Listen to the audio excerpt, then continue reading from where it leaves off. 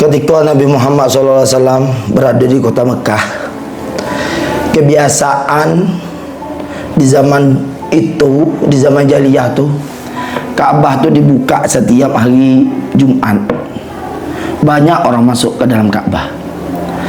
Pada waktu itu Nabi kita, Nabi Muhammad SAW ingin masuk ke dalam Ka'bah. Ketika Nabi Muhammad nak masuk dalam Ka'bah, kerana yang menjaga itu Utsman bin Talhah sangat benci dengan Nabi Muhammad. Sampai yang kata di kota Mekah, kau yang paling saya benci kecuali Muhammad.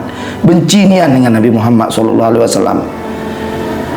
Maka pada waktu itu Nabi pergilah ke Ka'bah. Di bawah Ka'bah orang lain masuk, Nabi Muhammad dihalang. Dah boleh kawan Muhammad masuk ke dalam Ka'bah. Sehingga Nabi kata, kenapa ngani dah boleh, orang lain boleh? Kata Utsman bin Talhah, ngan benci dengan kawan, ngan dia suka dengan kawan, ngan dia senang dengan kawan. Kata Nabi, memang Ka'bah kau dari nenek-nenek kawan yang megang sampai kawan kini, tapi akan datang masuk lagi kunci Ka'bah kau ngan megang, kata Nabi. Saya yang kepegang kunci Ka'bah kau. Akhirnya kata Utsman bin Talhah, tak mungkin. Kalaupun terjadi itu kehancuran untuk bangsa Arab. Kata Nabi, siapa ngata kehancuran? Itu adalah suatu kemuliaan untuk bangsa Arab. Sehingga sampailah Nabi berhijrah ke Madinah tahun demi tahun sampailah Fathul Mekah. Ketika Fathul Mekah, Nabi Muhammad yang mana Allah katakan, idza jaa nasrullahi wal fath wa ra'aitan nasa yadkhuluna fi dinillahi afwaja.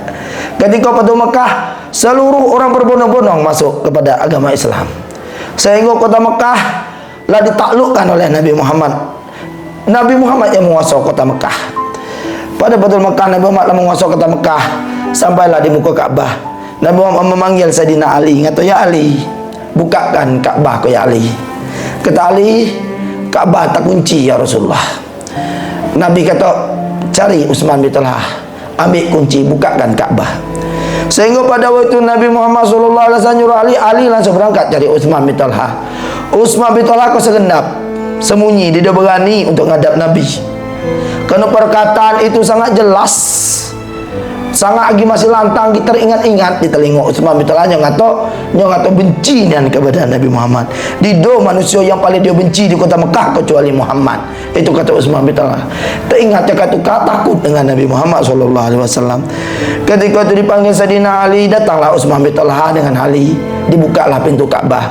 Ketika buka pintu Ka'bah, Nabi Muhammad dengan para sahabat masuklah ke dalam. Ketika masuk dalam, Nabi Muhammad sembahyang di dalam Ka'bah. Selesai Nabi Muhammad sembahyang Ka'bah dengan para sahabat, sahabat yang lain menunggu kedatangan Nabi Muhammad, ingin cepat memandang wajah Nabi Muhammad. Banyak yang menunggu Nabi Muhammad di luar Ka'bah. Ketika Nabi Muhammad keluar Ka'bah, langsunglah Nabi Muhammad katakan, wahai sahabat, ketahuilah, pada hari ikoh saya akan menyerahkan kunci Ka'bah ikoh kepada pemiliknya. Kata Sayyidina Abbas, ya Rasulullah, bagilah kepada Bani Hashim dengan kelompok kita ya Rasulullah. Kerana Bani Hashim lah megang iaitu air Zam-Zam ya Rasulullah. Kalau buat Bani Hashim, anak keturunan Hashim, keluarga kita yang pertama mulia keluarga kita ya Rasulullah. Maka Nabi ingat kepada Utsman, ingat tak dulu ya Utsman, kau melarang saya masuk ke dalam Ka'bah, dan saya pernah berkata kunci Ka'bah akan berada di tangan saya. Utsman begitu ketakut, Utsman bin Talhah begitu takut dengan Nabi Muhammad, sehingga dia berani memandang wajah Nabi Muhammad, menunduk kepalanya. Tetapi bagaimana Nabi Muhammad? Apakah Nabi Muhammad ni orang pembenci, pendengki, penendam? Apa kata Nabi Muhammad? Wahai pamanku Abbas, tak bisa saya bagikan kunci kau kepada keluarga kita Bani Hashim, tetapi saya diperintahkan oleh Allah untuk memberikan amanah kepada orang yang berhak menunainya, orang yang berhak memilikinya. Sesungguhnya Allah menyuruhkan saya seperti itu, wahai pamanku Abbas. Maka kata Rasulullah SAW, wahai sahabat, kunci kau akan saya berikan kepada Utsman bin Talhah dan seluruh anak keturunannya sampai hari kiamat lagi. Tidak ada orang yang berani merampas kunci Ka'bah kecuali itu adalah orang zalim. Cuba tengok bagaimana akhlak Nabi kita, Nabi Muhammad. Dia menendam, dia mendengki, tidak balas dendam. Padahal udah jelas-jelas dulu bahwasanya Utsman bin Talha mengatakan dido manusia yang paling dia benci di kota Mekah kecuali Muhammad. Tetapi bagaimana perlakuan Nabi Muhammad? Nabi Muhammad tidak membalas keburukan dengan keburukan. Nabi Muhammad SAW termasuk sifat Nabi Muhammad, susah marah, sangat mudah untuk memaafkan. Ini dari sifat Nabi Muhammad. Bagaimana dengan kita kini? Ya, adakah di hati kita sifat tersebut, sifat yang dimiliki Nabi Muhammad? Nabi Muhammad dia menendam, mendengki, dia membenci. Mudah-mudahan kita semuanya bisa mewariskan sifat dari sifat Nabi Muhammad SAW. Akhir apa yang terjadi dengan Utsman bin Talha? Utsman bin Talha tadi begitu takut ketika menghadap Nabi, tidak berani memandang wajah Nabi, menundukkan kepalanya di hadapan Nabi Muhammad. Nabi Muhammad lah tahu nengok Utsman bin Talha ke dalam keadaan takut.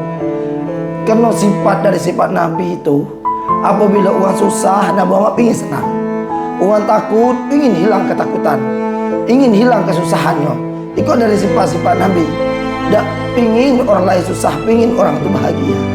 Maka Utsman bin Talha pun langsung ketika itu mengangkat tangan, lalu mengucap asyhadu alla ilaha illallah wa asyhadu anna Muhammadar Rasulullah.